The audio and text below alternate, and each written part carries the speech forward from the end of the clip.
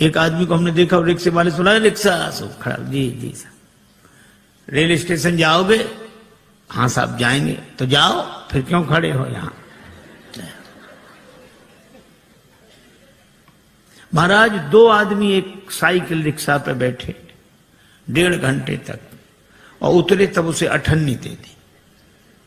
वो बोला बाबूजी कम है। तो क्या बोले? कम है, हैं? अपना मकान लिख दे, तुम्हारे नाम जमीन लिख दे, कम है। दूसरा क्या कहते? अरे ये छोटे लोग, इनके मुंह मत लगो, चलो। और वो क्या कर, अठन्नी लेना कि नहीं? तुम नहीं, वापस दे दे मुझे। बेचारा चुप होकर रह गया, क्या करे। पर ऐसी परिस्थिति में भगवान राम केवट को आदेश नहीं देते कि नाव लाओ, केवट से नाव मांगते हैं। मानो श्रमिक के श्रम का सही मूल्यांकन भगवान ने किया कि नाव पर तो तुम्हारा अधिकार है, तुम अगर चाहो तो हमें पार उतार सकते हो, हम नाव मांग रहे। केवट ने सुना तो आंखों में आंसू आ गए, हृदय भाव से भर गया, क्योंकि उस बेचारे ने तो जिंदगी भर आदेश का स्वर सुना था, पर कोई नाव पहली बार मांग रहा था, और नाव मांगते देखकर उसके मन में निश्चय हो गया कि ये नर रूप में नारायण है। जो श्रमिक के श्रम का इतना सही मूल्यांकन कर सके, वे तो भगवान ही हो सकते हैं। कहा ही तुम्हारा मरम मैं जान, मैं जान गया। भगवान कहते नाव इधर लाओ, केवट उधर ले गया। भगवान ने कहा इधर ले आओ, नहीं लाऊंगा, मैं जानता हूं आपके बारे में अच्छी तरह। अब भगवान को तो हंसी लगी, लक्ष्मण जी को बड़ा बुरा लगा। श्री जानकी जी भी चुप। अच्छा बोलो, राम जी की जगह दूसरा कोई होता तो बड़ा दुखी होता कि आज ऐसे दिन भी आ गए, केवट नाव नहीं ला रहा है। दूसरा कोई होता तो ये सोचता कोई बात नहीं, दिन खराब है, समय की बात है, अच्छे दिन आने दो, सबसे पहले तुम्ही को देखेंगे। पर भगवान हंस रहे, बेहसे करुणायन। गम को सहने में भी कुदरत ने मजा रखा है। एक कवि ने कहा कि दिल दे तो इस मिजाज का परवरदिगार दे, जो रंज की भी घड़ियां खुशी से गुजार दे। भगवान मुस्कुरा रहे हैं, केवट नाव के लिए मना कर रहा। एक महात्मा से किसी ने कहा कि हम बहुत परेशान रहते हैं और परेशानी से मुक्त होने का उपाय बताओ। महात्मा बोले शान से परे हो जाओ, परेशान रहोगे ही नहीं। ये परेशान तो शान ही किए, हमें मना कर दिया, हमको हमको हमको, और हमारे लिए हम ही परेशान किए हैं। भगवान मुस्कुरा रहे हैं। और केवट क्या कह रहा, हम आपके बारे में अच्छी तरह जानते हैं। ये जानना तो वैसे हुआ, एक अध्यापक ने अपने विद्यार्थी से कहा कि तुम्हारे पिताजी 5,000 रुपए हमसे उधार लें 3 रुपए प्रति सैकड़ा ब्याज की दर से, तो 6 महीने बाद कितना लौटाएंगे, हिसाब लगाकर बताओ। सो विद्यार्थी बोला सर 1 नया पैसा नहीं। तो अध्यापक ने कान पकड़ के तमाचा लगाया, बोले क्यों रे, तू हिसाब नहीं जानता, गणित नहीं जानता? विद्यार्थी बोला सर मैं तो हिसाब गणित जानता हूं, पर आप मेरे बाप को नहीं जानते, उसने जिसका लिया है दिया है आज तक, जो आपका ही देगा।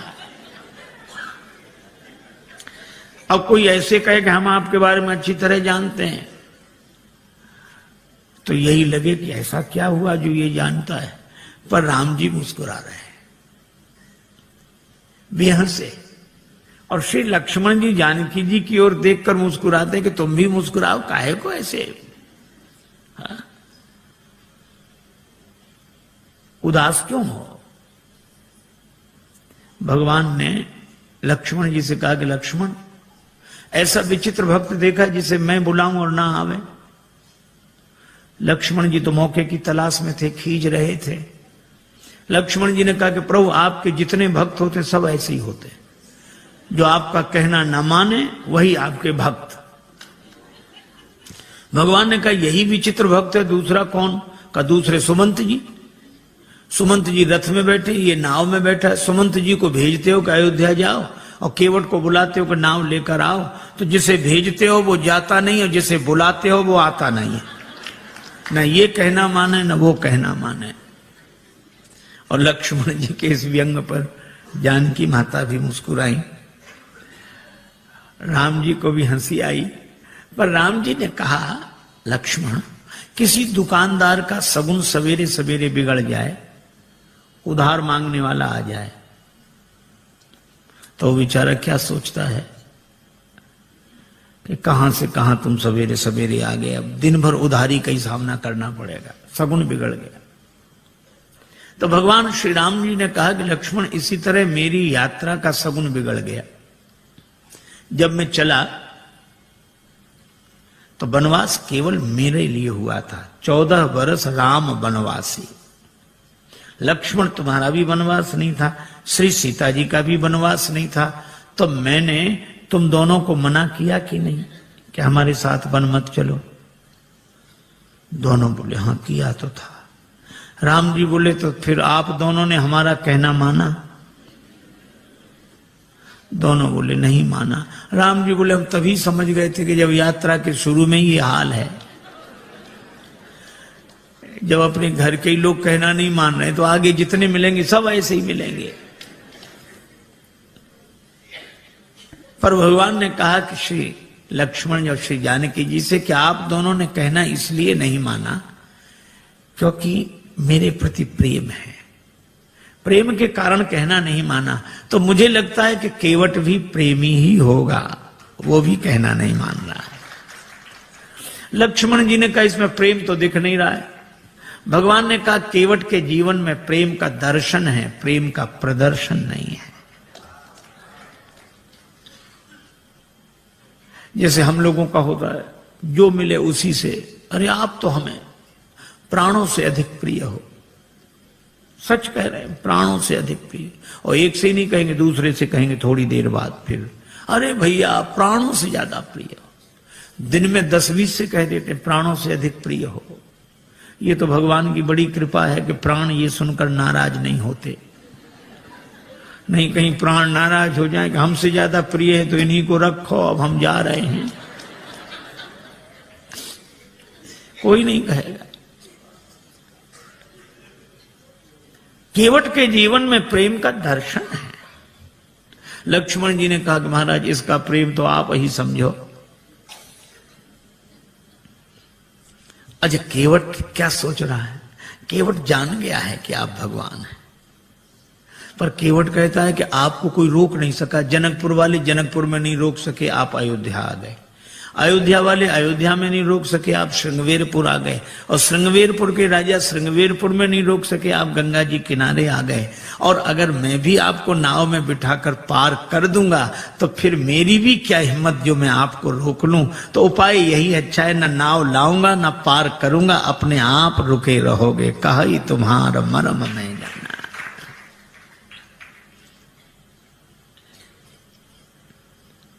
भगवान से कहता है कि प्रभु महाराज आपके चरण कमलों की रज में ऐसा जादू है, मनुष्य बना देने की शक्ति है।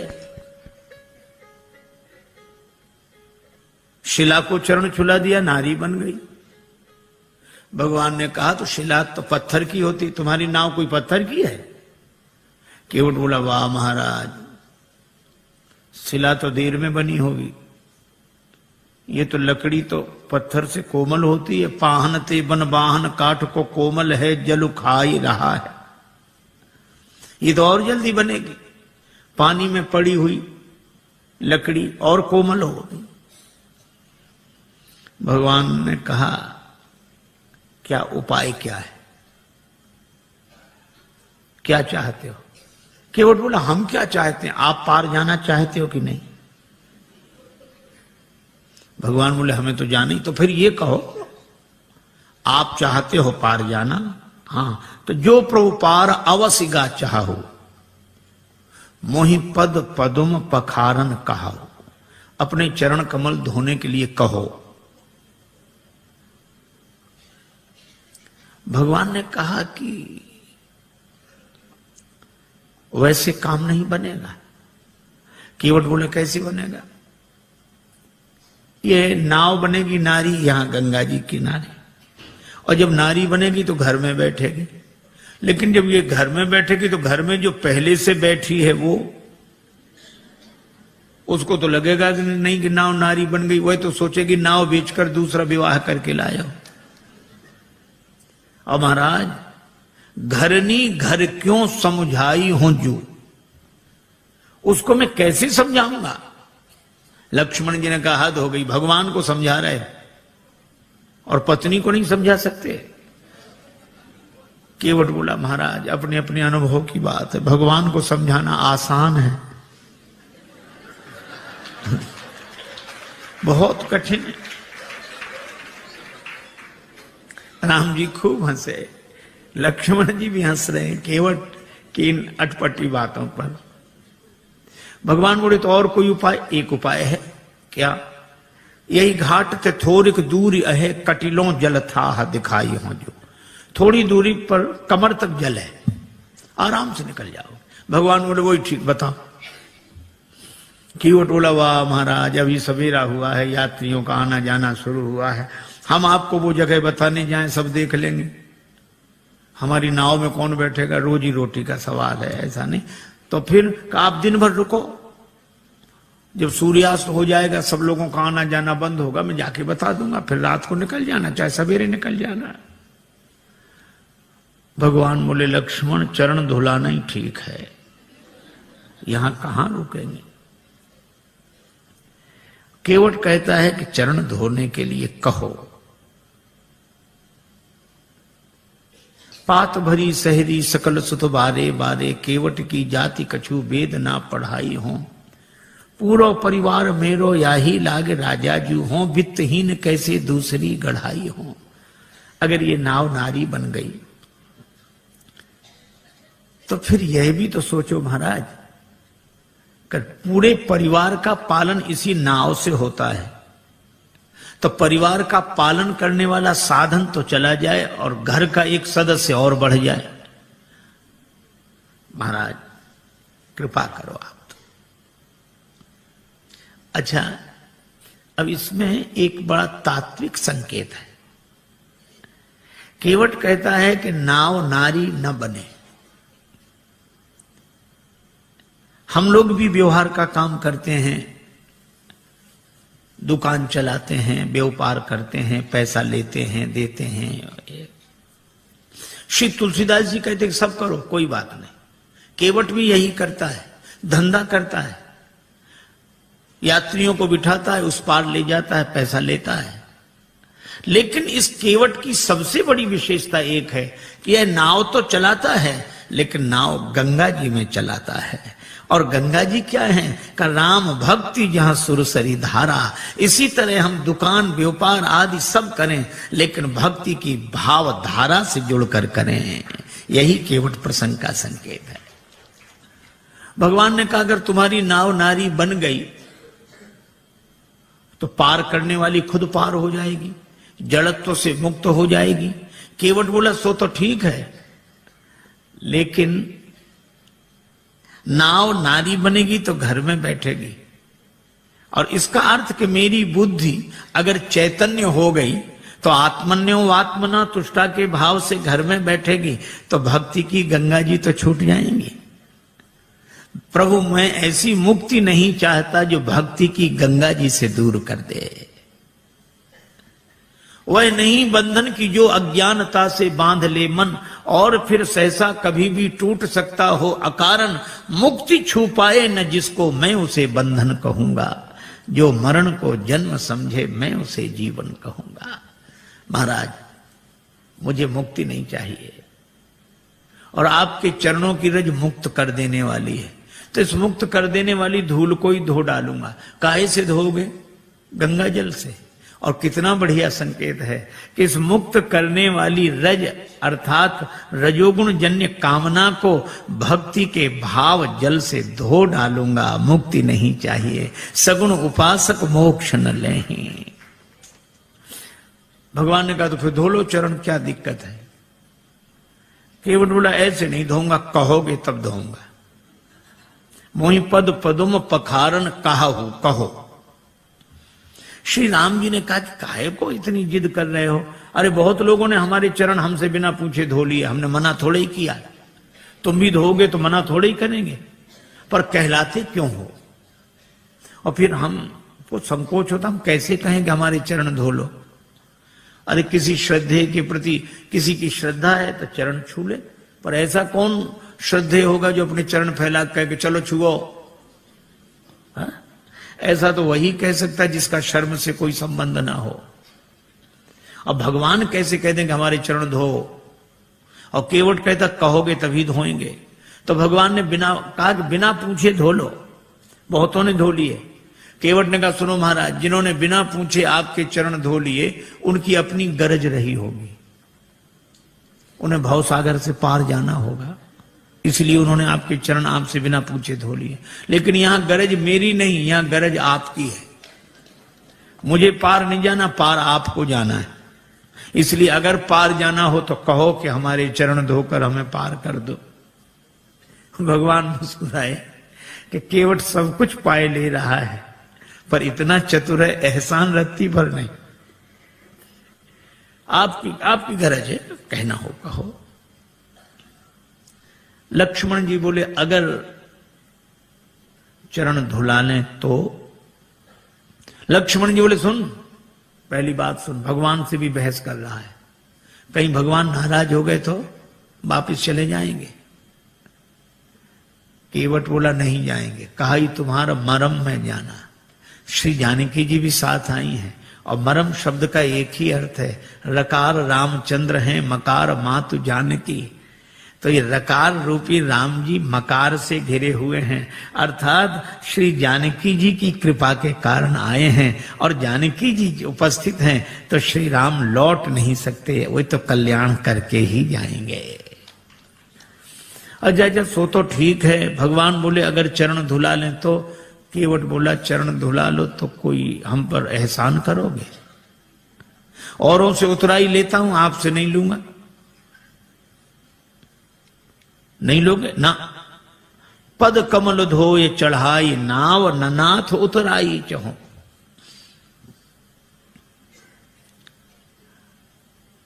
केवट का बेटा खड़ा था, बोले पिताजी ठहरो ठहरो ठहरो, इन्हें नाव में बिठाना ही मत। क्यों? चरण धो लेंगे, फिर क्या कठिनाई है? चरण छुलाने से तो शिला नारी बनी थी। केवट का बेटा बोला इनके हाथों से भी खतरा है। चरण इन्होंने शिला को छुलाए थे, हाथ इन्होंने धनुष को छुलाए थे। छुअत ही टूट पिनाक पुराना। अगर चरण छुलाने से नाव के नारी बनने का डर है तो हाथ छुलाने से नाव धनुष की तरह टूट जाएगी। इनको किसी भी दशा में बिठा लो ही मत ना। लक्ष्मण जी ने सुना कि केवट है सो है, बेटा और गजब। पर केवट बोला नहीं नहीं, चरण धुला लेंगे बस। भगवान से केवट कहता है उतराई नहीं लूंगा। भगवान ने कहा उतराई क्यों नहीं लोगे? केवट बोला आपके पास देने को होगा क्या? बनवासी बने घूम रहे हो। तो जो बात आप बाद में कहोगे तो हम पहले ही कहे दे रहे हैं कि उतराई नहीं लेंगे। अच्छा नहीं लोगे उतराई, इसका प्रमाण क्या है? सबूत क्या है? केवट बोला मोहे राम रावरियान दशरथ शपथ सब सांची कहूं। राम जी आपकी सौगंध, महाराज दशरथ की सौगंध, सही सही कह रहा हूं। श्री लक्ष्मण जी को लगा कि भगवान ने शीलवश जितनी ढील इसे दे दी है, अब ये कोई बोलने का ढंग है कि हमारी बात बिल्कुल सही है, आपकी कसम, आपके बाप की कसम। बोलने में तो ऐसे ही लग रहा है, पर केवट ऐसे बोल नहीं रहा था। बोल नहीं रहा था, बोल नहीं पा रहा था। वो कह रहा था मैं आपकी सौगंध ऐसे कर रहा हूं जैसे दशरथ शपथ, भीष्म प्रतिज्ञा, बलिदान, इसी तरह ये शब्द है दशरथ शपथ। दशरथ शपथ की तरह मैं आपकी सौगंध कर रहा हूं। लेकिन बेचारा बोल नहीं पाया। लक्ष्मण जी को लगा कि अच्छा, धनुष पर बाण चढ़ाया, तैयार हो जा मरने के लिए। पर केवट उसी तरह बोला, बाण को देख, हाँ चलाओ चलाओ बाण, मार दो मार दो, मेरा परम सौभाग्य है, मारो तो बाण। लक्ष्मण जी को लगा ये मौत से भी नहीं डरता, तो इसको डराने का उपाय क्या है? तेरा परम सौभाग्य कैसे? केवट बोला, अभी थोड़ा ही पता लगेगा, मर जाऊंगा फिर जांच होगी, उस जांच में मैं बड़ा सौभाग्यशाली माना जाऊंगा। क्यों? मरूंगा हाथ से किसके, जो श्री रघुवीर का प्यारा है, राम जी के भक्त के हाथों मरूं। और मरूंगा किस जगह? जहां निर्मल गंगा की धारा है, जहां गंगा जी बह रही हूं। और मरूंगा सामने किसके? कि जिनका दास होता हूं, राम जी का भक्त हूं, राम जी के सामने मर रहा हूं। और मरूंगा किस खता पर? पांव करुणा निधि के धोता हूं, चरण धो रहा हूं। अगर इन पद पंकजों पर प्राण खो जाएगा केवट, तो मरकर भी जमाने में अमर हो जाएगा केवट। फिर क्यों ऐसा समय श्रीमान जाने दूं, न क्यों जाने की जीवन के सन्मुख जान जाने दूं। तैयार हूं, बाण मारो। सरकार को प्राण न ते प्रिय बंधु, वही मोहे बाण ते मारत है। मरता हूं कहां सुच गंग के तीर, शरीर सो प्राण सिधारत है। समूहे के सु विनीत सुनो, रघुनाथ सो नाथ निहारत है। अपराध यही इस दास का है, प्रभु के पद पद्म पखारत है। लोग यही कहेंगे कि राम जी ने लक्ष्मण जी से कह के उसको मरवा दिया, छोटे भाई से कह के मरवा दिया, राम जी की बदनामी होगी। और राम जी की बदनामी करानी हो तो चलाओ बाण, हमारा तो कुछ नहीं बिगड़ेगा। प्राण तो किसी न किसी दिन जाएंगे, पर ऐसा मौका मिलेगा नहीं। लक्ष्मण जी को लगा कि राम जी की बदनामी कराने थोड़े ही आए हैं, अब क्या करें। तो बाण फिर तूणी में रख लिया। कहने लगे, प्रभु इससे तो आप ही बात करो। पर केवट कह क्या रहा है? जब लगी न पाए पखारी हूं। इतनी देर से केवट क्या कह रहा था? चरण कमल रज कहां सब कहां, चरण कमल मोहि पद पदुम पखारन कहाऊ। पद कमल धोए चढ़ाई नाव, पद कमल पद पद्म चरण कमल। और जब लक्ष्मण जी ने बाण चढ़ाया तो वो भी आवेश में बोला, जब लग न पाए पखारी हूं। भूल गया चरण कमल पद पद्म पद कमल पाए। जो स्वाभाविक होता है वो ऐसे अवसर पर निकल पड़ता है। एक आदमी किसी गांव में गया, वो गांव वालों से पूछता, क्यों भैया ये गांव रामपुरा है? तो गांव के लोग, बुंदेलखंड की घटना, ये रामपुरा है? तो गांव वाले कहें हाओ। अब वो समझे नहीं कि हाओ है कि रामपुरा। फिर दूसरे से पूछा, भैया रामपुरा हाओ। तीसरे से पूछा, रामपुरा हाओ। अब सब कहें हाओ। एक आदमी पढ़ा लिखा दिखा, उसने कहा कि भाई साहब ये गांव रामपुरा है? उसने कहा जी हां। हाँ, अब समझ में आया, यहां सब लोग हाओ हाओ करते थे, आपने जी हां कहा। तो वो बोला कि जो बिना पढ़े लिखे लोग हैं वे हाओ हाओ करते हैं, और जो पढ़े लिखे हैं वे जी हां ऐसे बोलते हैं। अच्छा, तो आप तो पढ़े लिखे होंगे? तो बोला हाओ। अब जो स्वाभाविक था सो निकल गया। अब लक्ष्मण जी को भी बड़ा अटपटा लगे, श्री सीता जी को भी, पर राम जी मुस्कुरा रहे। सुन केवट के बैन, प्रेम लपेटे अटपटे, बेहसे करुणा है। भगवान हंसते हैं। बात भले ही अटपटी हो पर प्रेम में लिपटी हो तो परमात्मा को प्रसन्न कर देती है। राजस्थान के एक छोटे से गांव में एक महात्मा गए, सत्संग हुआ। एक सत्संगी नित्य आते थे। एक दिन उन्होंने प्रार्थना की कि महाराज यहां से और ज्यादा इंटीरियर में हमारा छोटा सा गांव है, मां आ नहीं सकती, उनको दर्शन देने चलो। महात्मा ने कहा ठीक चलते हैं। एक दिन गए, उस व्यक्ति ने मां से कहा कि मां महात्मा आए प्रणाम करो। तो बुढ़िया श्रद्धालु तो थी लेकिन अपने टूटी फूटी मारवाड़ी बोली में बोली, गुरुजी थारे खुर छू। अब एक तो गुरुजी को गोरू जी कह रही थी और चरणों को खुर। महात्मा को बड़ा अटपटा लगा। अभी तो रोज चरण कमल सुनते थे, अब चरण भी कहती तो ठीक, पांव भी कहती तो ठीक, खुर। खुर तो पशुओं के होते हैं। तो महात्मा उसे प्रेम से समझाने लगे, माता जी ऐसे बोलती हो महात्माओं से, नरक जाओगी नरक। बुढ़िया इतनी सरल थी, वो ये भी नहीं जानती थी कि नरक क्या होता। उसको लगा कि महात्मा आशीर्वाद दे रहे हैं, तो हाथ जोड़ के कहने लगी, महाराज हमारा कहां भाग्य जो नरक जाए, नरक तो आप जैसे महापुरुषों को मिले हैं प्रभु। महात्मा खिलखिला के हंसने लगे। अरे ऐसी सरलता पर महात्मा क्या परमात्मा प्रसन्न हो जाते हैं।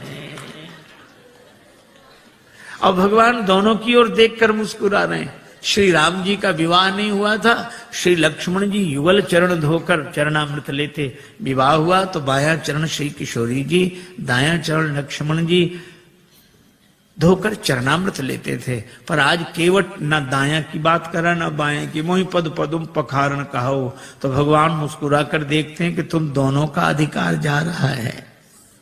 बेहसे करुणायन। और केवट की मांग की चौपाई एक ही, बहाने से भी बात नहीं बनी। एक के घर मेहमान आया, जाने का नाम ना ले।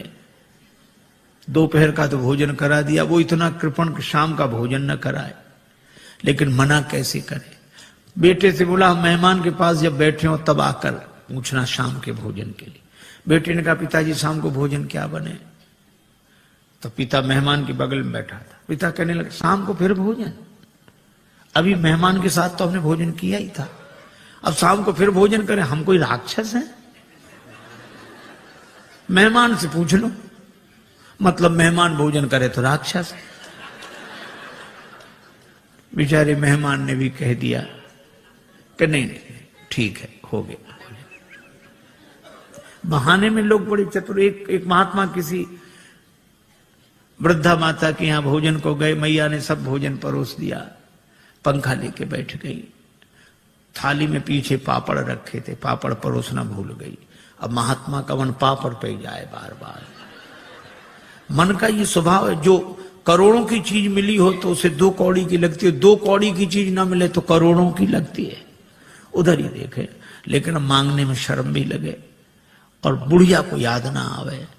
सो महात्मा बोले, मैया भगवान की बड़ी कृपा, आज जो आपका दर्शन हो गया।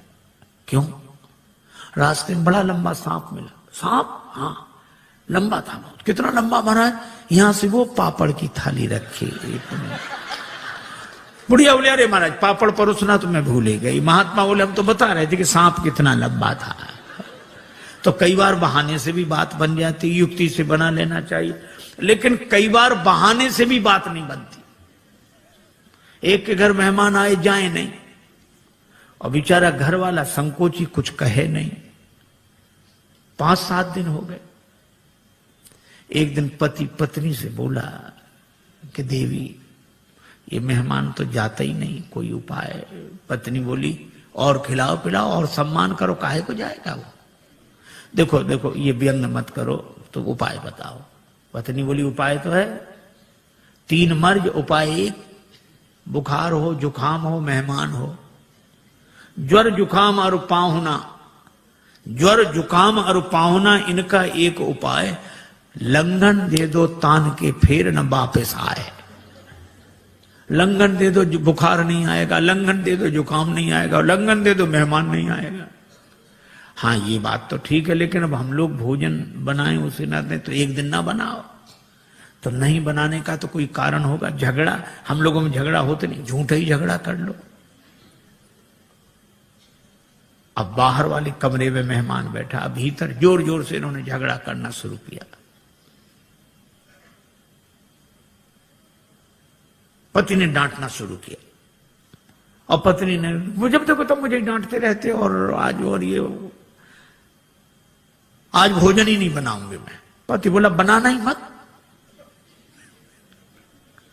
मैं कोई मर नहीं जाऊंगा एक दिन भूखे। अब जो झगड़ा शुरू हुआ और मेहमान ने सुना कि आज इन्हीं को नहीं मिल रहा है, तो उसने अपना थैला उठाया गया। पत्नी ने देखा कि गया, पति ने देखा गया। सो पति बोला आप काहे को रो रही हो, हमने कोई सच्चा डांटा था, हमने तो झूठा डांटा था। सो पत्नी मुस्कुरा कर बोली मैं कोई सचमुच रो रही हूं, मैं तो झूठे ही रो रही हूं। लेकिन आश्चर्य, तब तक मेहमान भीतर, हम कोई सच्चे गए थे, हम भी तो झूठे ही गए थे। कई बार प्रयास करने पर भी काम नहीं बनता। भगवान ने बड़ा प्रयास किया पर केवट बोला साफ साफ कहो, प्रबंध हो लो। प्रेम पराधीन प्रभु की यह अभय वाणी सुनकर केवट गया, कठौते में जल भर लाया। आहा, उस दृश्य को आप देखें। कठौता एक और रख दिया, बाई हथेली आगे बढ़ाई, श्री राघवेंद्र का दायां चरण रखा और कठौते से जल छोड़ दिया, लगा धोने। मन में तो यही भाव है कि ये वही चरण जिन चरणन ते निकसी सुरसरी। बड़े भाव से चरण धो रहा लेकिन पता नहीं लगने दे रहा। श्री लक्ष्मण जी ने कहा कि अच्छा केवट, बड़े भाव के कारण चरण धो रहे हो? केवट बोला नहीं नहीं सरकार, हम तो नाव के कारण चरण धो रहे हैं, भाव के कारण नहीं। भगवान एक पांव से खड़े हैं, केवट बैठा, देवता भी आश्चर्य कर रहे हैं कि ऐसे भक्त तो देखे जो भगवान के सामने एक पांव से खड़े रहे, पर ऐसा भक्त नहीं देखा जिसके सामने भगवान ही एक पांव से खड़े रहे। बड़ी देर हो गई, भगवान ने कहा केवट चरण धुल गए? केवट बोला हाँ महाराज धुला तो, लेकिन तब तक भगवान ने चरण नीचे रख दिया। केवट बोला गड़बड़ी कर दी, चरण गीला था, पहुंच तो लेने देते मेरी इस फटी दुपटी से, आपने पहुंचने नहीं दिया, गीला चरण धरती में रखा, धूल लग गई, दोबारा धोना पड़ेगा। लक्ष्मण जी बोले हो चुके पार, चरण तो गीला रहेगा ही, इसमें धूल लगे इसे धुलाओ, उसमें लगे तो उसे धुलाओ, पर चरण ही धुलाते रहो, कभी दायां कभी बायां कभी। भगवान ने कहा रुको रुको, केवट से पूछने दो। केवट हम कब तक ऐसे ही खड़े रहे? केवट बोला सुनो सरकार, गौतम तीय तारण अधम उदाहरण है, प्रेम से पगों को पखारन मोह दीजिए, और धोए चरण को बिनु पहुंचे धरनी में धरो, लागी रज फेर भ्रम दुगुन ना कीजिए। दोबारा मेरे भ्रम को उत्पन्न न करें। और रेखन में जड़े कण केते देख देख धोऊं। भगवान बोले हम एक पांव से कब तक खड़े रहें? आप एक पगते खड़े याते न खीजिए। जिन विचार जो एक ही पांव होता वे भी तो किसी का सहारा लेकर खड़े रहते हैं, वृक्ष का, डाली का, किसी आदमी का, लाठी का। भगवान बोले यहां कोई सहारा हो तो बताओ। केवट बोला है, चाहो अवलंब तो विनीत जू, विलंब बिनु नाथ मेरे माथ पे सो हाथ धर लीजिए। भगवान कहते हैं कि देखो कैसी चतुराई है। लोग कहते हैं हमें सहारा मिल जाएगा अगर हमारे माथे पे हाथ रख दोगे, पर केवट कहता हमें नहीं, अगर आपको सहारा चाहिए तो हमारे माथे पे हाथ रखो। भगवान ने केवट के माथे पर हाथ रखा तो बरस सुमन सुर सकल सिहाही, यही सम पुण्य पुंज को नाही। चरण धुले। भगवान ने कहा भैया चरण तो धुल गए, हाँ तो अब पार करो। केवट बोला अभी नहीं, आपके लिए घाट का नियम थोड़ा ही तोड़ दूंगा। नियम क्या है? जो पहले आते हैं उन्हें पहले पार करता हूं, बाद वालों को बाद में। भगवान ने कहा तो हम ही तो आए यहां पहले, और पहले से कौन है जो पार ना होगा हो? हमें तो नहीं दिखाई दे रहा। केवट बोला अगर आपको दिखाई पड़ ही गए होते तो पार ही ना हो गए होते। कौन है? हमारे पूर्वज। तो तुम्हारे पूर्वजों का उद्धार कैसे होगा? केवट हाथ जोड़कर बोला जैसे महाराज भागीरथ के पूर्वजों का उद्धार हुआ। महाराज भागीरथ के पूर्वजों के उद्धार के लिए गंगा जी का जन्म ब्रह्मा जी के कमंडल में हुआ, और आज मेरे पूर्वजों के उद्धार के लिए गंगा जी का जन्म मेरे कठौते में हुआ है। पद पखारी जलपान करी, आप सहित परिवार पितर पार करी, प्रभु पुण्य मुदित गए उलई पार। पितरों को पहले पार किया। ये देखो प्रसंग कितना सुंदर संकेत करता है। श्रद्धा से एक शब्द बना है श्राद्ध। हम लोग उनका भी श्राद्ध करते हैं जो हमारे पूर्वज अब शरीर में नहीं है। पर एक व्यक्ति मरा, उसके 2 बेटे, मां बहुत कहेगा कुछ करो, बेटे कहते हम इस सब में विश्वास नहीं रखते, क्या फायदा, इससे क्या फायदा। मां ने एक दिन कहा कि पिता की अस्थियां गंगा जी में ही छोड़ आओ, 16 किलोमीटर दूर है, इससे क्या फायदा। मां बोली कि तुम विश्वास नहीं करते, पर जिनकी अस्थियां हैं वे विश्वास करते थे। छोटा बेटा बोला ठीक है हम चले जाएंगे। साइकिल से गया, थैले में पिता की अस्थियां लेकर 12 किलोमीटर दूर गया। एक नाला बह रहा था, कहां जा रहा, 4 किलोमीटर बाद गंगा जी मिल जाता है। बेटे ने सोचा नाला जा ही रहा, हमारे जाने की क्या जरूरत, वहीं छोड़ दी पिता की अस्थियां। लौट आया, मां ने कहा क्यों, पहुंच गई होंगी। रात्रि को उस व्यक्ति ने स्वप्न दिया कि ऐसे मूर्ख बेटे को भेजा, हमारी अस्थियां नाले में डालकर आ गया। मां ने बेटे को बुलाकर डांटा, क्यों रे पिता की अस्थियां नाले में डाल आया। बेटा बोला तुमसे किसने कहा, तुम्हारे पिताजी आए थे रात को सपना देने। तो भी उसने अपनी गलती स्वीकार नहीं की। बोला पिताजी का तो जिंदगी भर दिमाग खराब रहा, मरने के बाद भी पागलपन गया नहीं है। मां ने डांट कर कहा क्या पागलपन है। बेटा बोला 12 किलोमीटर इधर लौटकर सपना देने तो आ सकते थे, 4 किलोमीटर उधर नहीं जा सकते थे। यह हाल है। आज रक्त के संबंधों का पहले जैसा अर्थ नहीं है। आज रक्त के संबंधों का पहले जैसा अर्थ नहीं है। तर्पण भी मिल ही जाएगा, ऐसी भी कोई शर्त नहीं है। लेकिन केवट का प्रसंग हमें सिखाता है, पितर पार करी प्रभु पुण्य मुदित गए लई पार। और भगवान के चरण कमलों को देखकर गंगा जी भी हर्षित हैं। इन्हें तज ब्रह्म कमंडल में अटकी रही भटकी शिवशीष, वर्ष केते बिताए हैं। और जो चरण छूट गए थे, केवट ने वही चरण फिर आ मिलाए हैं। केवट ने भगवान को नाव में बिठाया। अब कह रहा है गंगा जी की बालुका में पहले श्री सीता जी, फिर श्री राम जी, फिर निखात राज गुह, फिर श्री लक्ष्मण जी। केवट ने उतरकर दंडवत किया, चरण पकड़े। लक्ष्मण जी बोले वाह, उस तरफ तो अकड़ रहे थे, इधर तो चरण पकड़ रहे। केवट ने कहा वो तो घाट घाट का तरीका है, उधर पार नहीं किया था तो अकड़ कर रोक सकते थे, अब तो पार कर दिया तो चरण पकड़ कर ही रोक सकते हैं। पर भगवान को लगा कि इसे कुछ दिया नहीं। लक्ष्मण जी बोले क्या बात है प्रभु। राम जी बोले इसे कुछ दिया नहीं। अरे और क्या देंगे। कठिनता से चरण धोकर मिले कुछ बिंदु विधि हर को, वो चरणामृत स्वयं केवट के घर जाकर लुटाते हैं। ब्रह्मा जी को जो अवसर मिला, शंकर जी को और जनक जी ने जो अवसर पाया, ये केवट को भी वही मौका मिला। और क्या दोगे। भगवान बोले धीरे बोलो लक्ष्मण, ने उतराई की कौन कहे, चरण धुलाई भी देनी पड़ेगी। चरण भी तो हमने अपने मतलब से ही धुलाए थे। लेकिन दें क्या, कुछ है नहीं। कितना अद्भुत है यह प्रसंग। श्री जानकी जी पिय ही की सी जान निहारी, मन मुंदरी मन मुदित उतारी। मन मुद्रिका उतार कर प्रभु को दी, आप दे दो उतराई। राम जी सोच रहे हैं कि हमारे हाथ में कुछ है नहीं, केवट को दें क्या।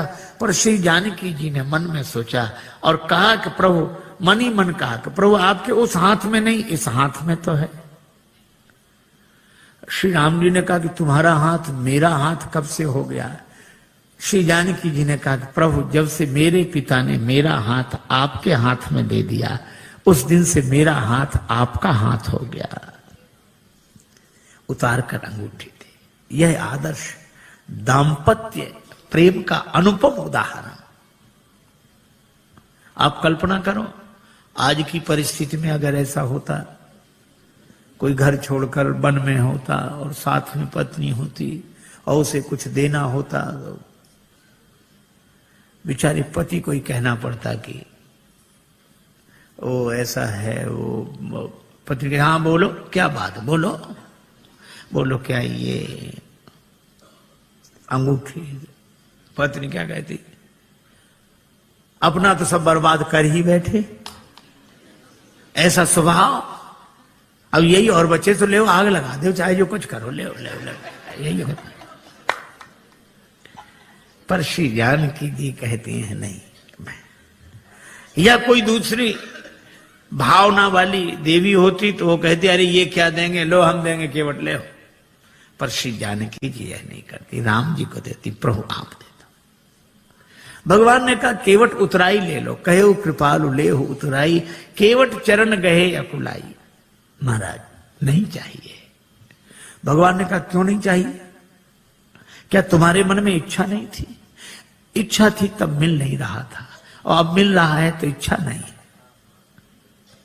भागती फिरती थी दुनिया जब तलब करते थे हम, और छोड़ दी हमने तलब तो अब बेकरार आने को है। अच्छा, तो तुम्हारे मन में इच्छा क्यों नहीं रही? केवट बोला मैं आपसे मांगने के लिए तैयार खड़ा था कि कहां तक औरों के सामने हाथ फैलाता रहूंगा। राम जी से मांगूंगा तो फिर और किसी से मांगना नहीं पड़ेगा। मैं आपसे मांगने के लिए तैयार खड़ा था। भगवान ने कहा फिर हम बिना मांगे अंगूठी दे रहे हैं, क्यों नहीं दे रहे हो? केवट बोला मेरा विचार बदल गया। कहा क्यों? आपने आती नाव मांगी नाव। केवट बोला ये सुनते ही मेरा विचार बदल गया कि जो मुझसे ही मांग रहा हो, अब मैं उससे क्या मांगू? वह तो बहुत बड़ा है जिससे आप कुछ मांगते हो, लेकिन दीन बंधु वह कितना बड़ा है? वह तो बहुत बड़ा है जिसे आप कुछ देते हो, पर वो कितना बड़ा जिससे आप भी कुछ मांगते हो। मांग कर बड़ा बना दिया है, दे दोगे तो छोटा बन जाऊंगा, बड़ा ही रहने दो। नहीं, भगवान ने कहा ये देने लेने की बात क्या, मजदूरी दे रहे हैं हम तो। केवट ने कहा मजदूरी हम उनसे लेते हैं जिन्हें हम पार करते हैं, जिन्हें हम पार करते हैं उनसे मजदूरी लेते हैं।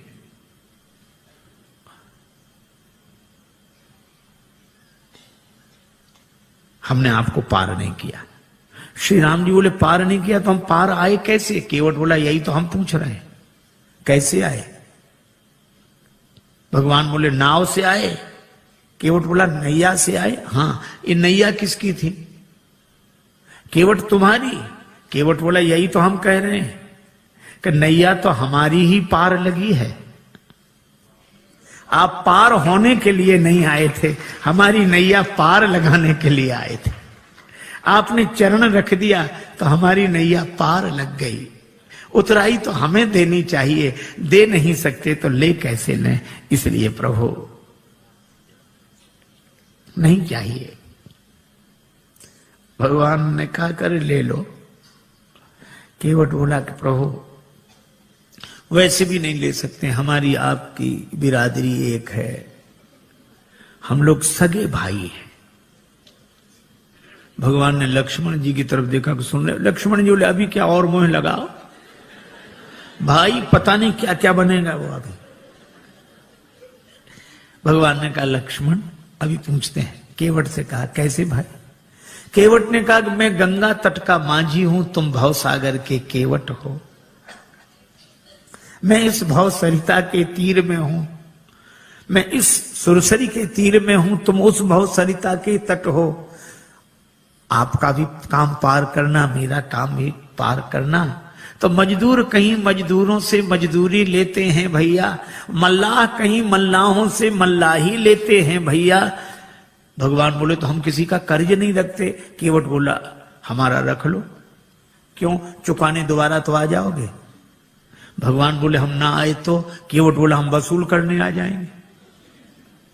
कहां वसूल करने आओगे? केवट ने कहा अपने को ऋणी समझते हो तो ऋण तुम वहीं चुका देना। मैंने तुमको है पार किया, तुम मुझको पार लगा देना। मैंने पार किया, उतराई नहीं ली। प्रभु आप भी पार कर देना। मेरे पास उतराई देने के लिए क्या होगा? भगवान ने कहा सो तो होगा ही, लेकिन ले लो। केवट बोला आज मुझे क्या नहीं मिल गया? नाथ आज मैं कहा न पावा, मिटे दोष दुख दारिद्र दावा। दोष मिट गया, मेरे पितरों का उद्धार हो गया तो पितृ दोष मिट गया। आप मेरी अटपटी बात सुनकर मुस्कुराने लगे तो मेरा दुख मिट गया, और आपने मुझसे नाव मांगी तो मेरी दरिद्रता मिट गई। सचमुच ये निराले भक्त होते हैं जो कुछ नहीं मानते। श्री बिंदु जी महाराज ने लिखा है, इश्क एक तरफा में यूं मशरूर हो जाऊंगा मैं, श्याम तुम होगे क्षमा काफूर हो जाऊंगा मैं। और मैं अगर मांगू जो तुमसे, मुझको तुम देना न कुछ, वरना फिर प्रेमी नहीं मजदूर हो जाऊंगा मैं अगर देखूं तो देखूं, मैं अगर चाहूं तो चाहूं, तुम ना मुझको चाहना। तुमने अगर चाहा तो फिर मगरूर हो जाऊंगा मैं अगर देखूं तो देखूं, तुम ना मुझको देखना। तुमने अगर देखा तो फिर मशहूर हो जाऊंगा मैं। और मैं अगर तड़पूं तो दृग से बिंदु टपकाना ना तुम, वरना आंखों से तुम्हारे दूर हो जाऊंगा मैं। कुछ नहीं चाहिए, कुछ नहीं चाहिए। लक्ष्मण जी ने कहा कि मैं कहता हूं। लक्ष्मण जी बोले केवट ले ले ले ले उतराई। केवट बोला सरकार में वचन दे चुका था ना नाथ उतराई चाहो। लक्ष्मण जी बोले भगवान को भी वचन का प्रवचन दिए जा रहा है, ले ले उतराई ले ले ले ले। केवट ने हाथ जोड़कर कहा छोटे सरकार, हमारा वचन आपके बाण की तरह नहीं है जो धनुष पर चढ़ तो जाता है और फिर उतर जाता है। लक्ष्मण जी बोले ये वचन कौन सा बाण से कम है? प्रभु आप ही बात करो इससे।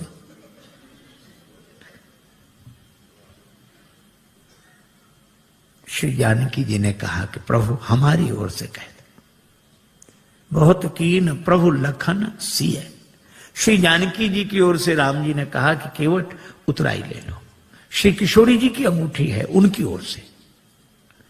अब तो हंसते रहने वाला, हंसाते रहने वाला केवट भावुक हो गया, नेत्र भर आए, हाथ जोड़कर बोला प्रभु मैंने आपको पार बाद में किया है, पहले आपके चरण धोए, और मुझसे पहले भी आपके चरण किसी ने धोए थे, महाराज जनक ने।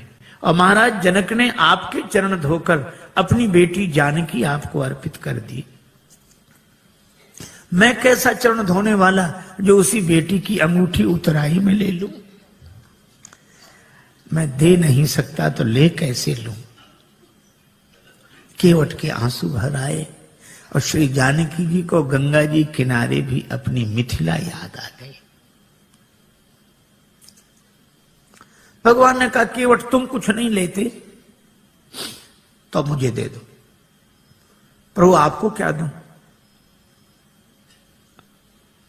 मुझे आज्ञा दो तो मैं जाऊं आगे। केवट ने कहा कि प्रभु इतने काम सब अटपटे उल्टे होते रहे, तो एक काम और, क्या आप ही मुझे भेज दो। क्यों? ताकि मुझे ये लगे कि भगवान मेरे घाट पर है, कहीं नहीं गए हैं, मैं इसी भाव में डूबा रहूं। और फिरती बारनाथ जो देवा, सो प्रसाद में सिर धरी लेवा।